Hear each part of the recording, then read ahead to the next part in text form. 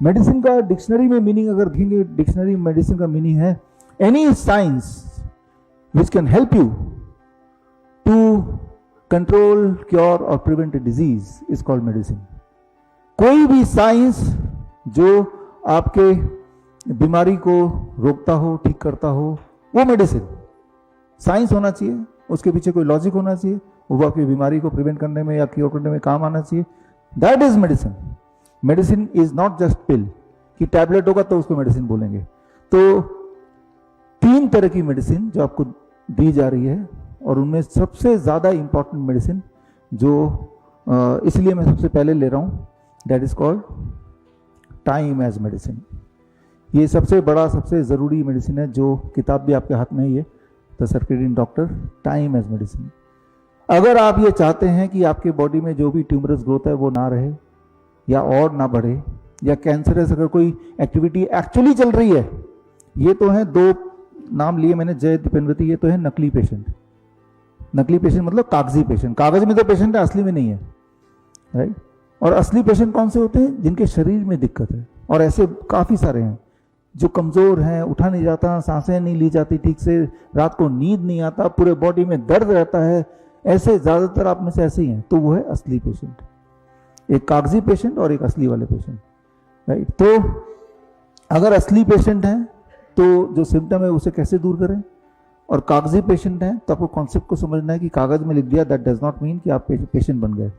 लेकिन हाँ, इसको फॉलो करते हुए अगर बायोप्सी कराएंगे, पेट स्कैन कराएंगे, तो पेट स्कैन की वजह से, बायोप्सी की वजह से बड़ी तेजी से ट्रू पेशेंट भी बन सकते हैं।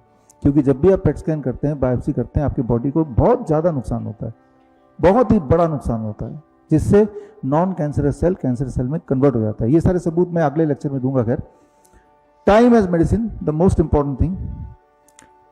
टाइम एज मेडिसिन को समझाने के लिए मैं ये उदाहरण ले रहा हूँ। ये सबसे बड़ी दवा है। जितने तरह की बीमारियां हैं, हर तरह की बीमारी में ये एक दवा हम पेशेंट को जरूर देते हैं, और हमें पता है कि इस एक दवा से पेशेंट को काफ़ी सारा इंप्रूवमेंट तो ऐसे ही हो जाएगा। इसीलिए हम कॉन्फिडेंट रहते हैं कोई भी तरह का पेशेंट है, अगर वो जिंदा है, खाना खा सकता है, तो हम उसको अक्सर एडमिट कर लेते हैं या उनको अक्सर अपने नेटवर्क में डाल देते हैं, है ना। तो ये समझना ज़रूरी है टाइम एज मेडिसिन क्या है। अब देखिए यहाँ पे घड़ी के पीछे जो होता है, मैंने घड़ी के आगे बना दिया। ये अलग अलग तरह के साइज के गियर हैं, उन गियर के रोटेशन से घड़ी के सेकेंड्स, आवर एंड मिनट का कांटा चल रहा है। इनमें से कोई एक गियर को भी अगर मैं छेड़ूंगा तो क्या होगा? बाकी सारे की स्पीड भी डिस्टर्ब हो जाएगी। छोटे वालों को छेड़ूं या उससे छोटे वालों को छेड़ूं या बड़े वालों को छेड़ूं, इररेस्पेक्टिव ऑफ कौन से गियर का साइज ज्यादा है, छोटा है, बड़ा है, इररेस्पेक्टिव ऑफ दैट, किसी भी एक गियर को अगर मैंने छेड़ दिया तो बाकी गियर भी डिस्टर्ब होंगी ही होंगी, है ना। फिर क्लॉक का जो रिजल्ट है, जो क्लॉक टाइम दिखाएगा, वो गलत ही दिखाएगा। फर्क ये नहीं पड़ता कि कौन से वाला गियर को हमने छेड़ा है, राइट। ठीक इसी प्रकार आपके बॉडी में भी अलग अलग ऑर्गन्स हैं, और वो सारे ऑर्गन एक दूसरे के ताने बाने से, एक दूसरे की यूनिसन से, हार्मनी से एक साथ चलते हैं। उनमें से एक को भी आप डिस्टर्ब करेंगे तो बाकी भी डिस्टर्ब हो जाएगा। बायोप्सी से, पेट स्कैन से, एंजियोग्राफी से हम एक को डिस्टर्ब करते हैं, बाकी सब डिस्टर्ब होते हैं। That is called circadian clock of the human body. Circadian clock of the human body disturb होने के कई सारे तरीके हैं, उन पे हम बात करेंगे। लेकिन उससे पहले ठीक करने का तरीका क्या करें कि हमारे ऑर्गन के बीच का जो हार्मनी उसे ठीक कर लें। अगर ये हमने कर दिया तो कुछ और नहीं भी करेंगे तो भी आपका ब्लड शुगर 1 हफ्ते के अंदर नीचे आ जाएगा, ब्लड प्रेशर 1 हफ्ते के अंदर नीचे आ जाएगा, दवाई छूटने लगेगी, 10 दिन 15 दिन में पेन गायब होने लगेगा, 1 महीने में 5 kg वेट बढ़ जाएगा। जिनका वेट घटा है, जिनका वेट बढ़ा हुआ है उनका घटेगा, जिनका घटा है उनका बढ़ेगा, राइट। तो that is called time as medicine. For example आप समझिए, यहाँ पे ऑर्केस्ट्रा के कई सारे म्यूजिकल इंस्ट्रूमेंट्स हैं, एक पियानो रखा है, एक तबला रखा है, एक बांसुरी रखा है। सब लोग जब बजाते हैं आपको जो सुनाई देता है दैट इज कॉल्ड म्यूजिक। अब उनमें से एक तबले वाले को मैं छेड़ देता हूं, डिस्टर्ब कर देता हूं, वो डिस्टर्ब हो जाता है। उसके एक के डिस्टर्ब होने से बाकी भी डिस्टर्ब होंगे। अब भी वो बजा रहे हैं लेकिन उनमें आपस में कोई तालमेल नहीं है। अब जो सुनाई देगा आपको that is called noise. Noise में भी ये सब बजा रहे हैं, म्यूजिक में भी ये सब बजा रहे हैं, बस एक में तालमेल नहीं है।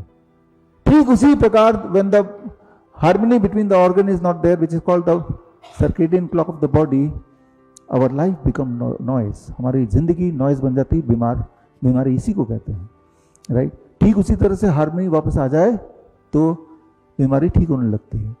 तो इसमें करना क्या होगा, सबसे मुख्य बात यह है क्या करना होगा। उसे समझाने के लिए एक छोटा सा एग्जाम्पल लेता हूं। चूहों पे एक्सपेरिमेंट किया गया इंसान से पहले। आपने गौर किया होगा, आधी रात को जब उठते हैं पानी पीने के लिए, पेशाब जाने के लिए किचन जाते हैं, अचानक आपको चूहे की एक्टिविटी की आवाज़ आती है, कुछ कुतरने की आवाज़ आती है। वो अक्सर रात को ही आती है, मिडनाइट को आती है, दिन में नहीं आएगी। चूहे को भगवान ने इस प्रकार बनाया, नॉक्टर्नल एनिमल, मतलब वो रात को खाएगा, दिन में आराम करेगा। That's how rat is design by the God. तो रैट का जो बॉडी क्लॉक है वो रात को खाने के लिए बना है, इसलिए rat are active in the night. अब 100 चूहे ले लिए गए, 50 चूहे का एक ग्रुप ए, 50 चूहे का ग्रुप बी। 50 चूहे जो ग्रुप ए वाले हैं उनको तो रात को खाना दिया गया और सुबह तक अगर कुछ खाना रह जाता उसे हटा दिया गया, ताकि सुबह से लेके शाम ढलने के बाद तक कुछ ना उनको भोजन मिले। उनका जो रूटीन में जो खाना है वो रात को ही मिलता था, जैसा कि होना चाहिए। दूसरे चूहों को वही वाला खाना दिया, लेकिन सनलाइट के आने के बाद सुबह, और सनसेट से पहले अगर कुछ बच गया तो उसको हटा दिया। यानी कि ग्रुप बी को फोर्स किया गया कि वो दिन में खाएं, जबकि चूहे रात के लिए बने खाना खाने के लिए। जब ऐसा किया तो तीसरे दिन के अंदर ग्रुप बी वाले चूहों का ब्लड शुगर बढ़ गया, ब्लड प्रेशर बढ़ गया। 15 दिन के अंदर वो मोटे हो गए, सुस्त हो गए। 1 महीने में कई सारे चूहे मरने लगे। एक चीज डिस्टर्ब किया सिर्फ, टाइम ऑफ ईटिंग। एक टाइम ऑफ ईटिंग को जैसे डिस्टर्ब किया, सारी बीमारियां, ट्यूमर मार्कर बढ़ गया, उनमें कैंसर ग्रोथ हो गया। तो ये सारी बीमारियां 1 महीने के अंदर चूहे के अंदर दिखाई देने लगी। जो मर गए वो तो मर गए, लेकिन जो जिंदा रह गए उन चूहों को दोबारा से उठाया और ग्रुप ए में डाल दिया। यानी कि उनको अब खाना कब मिलेगा, रात को ही मिलेगा। और तब हैरानी हुई कि 1 महीने में जो चूहा बीमार हुआ था, 3-4 दिन में वो चूहा का ब्लड शुगर, ब्लड प्रेशर, सारी चीजें अपनी जगह पे नॉर्मल आ गई।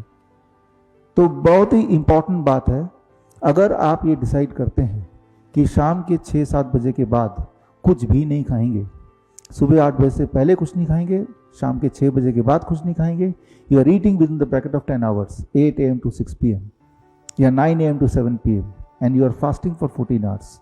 कम खाने नहीं बोला, कम टाइम के बीच में खाने बोला। जैसे ही आप ये करेंगे तो आप देखेंगे कि हर दिन आपका बीपी, आपका शुगर, आपका पेन, आपकी नींद, आपका कॉन्स्टिपेशन, हर बॉडी के सिम्टम में हर दिन थोड़ा थोड़ा ग्रेजुअली इंप्रूवमेंट आती जाएगी। अगर आप ये कर लें कि अपने घर में जाएं, बोल दें कि भाई 6 बजे के बाद किचन बंद हो गया, पानी पी सकते हैं और कुछ नहीं, इस एक बदलाव से इतनी सारी जो बीमारियां हैं, आप देखेंगे एक बदलाव से कैसे तेजी से फर्क पड़ता है। बड़ी से बड़ी बीमारी का आसान से आसान इलाज घर बैठे ही हो सकता है। अधिक जानकारी के लिए कांटेक्ट करें nearest doctor BRC clinic @home।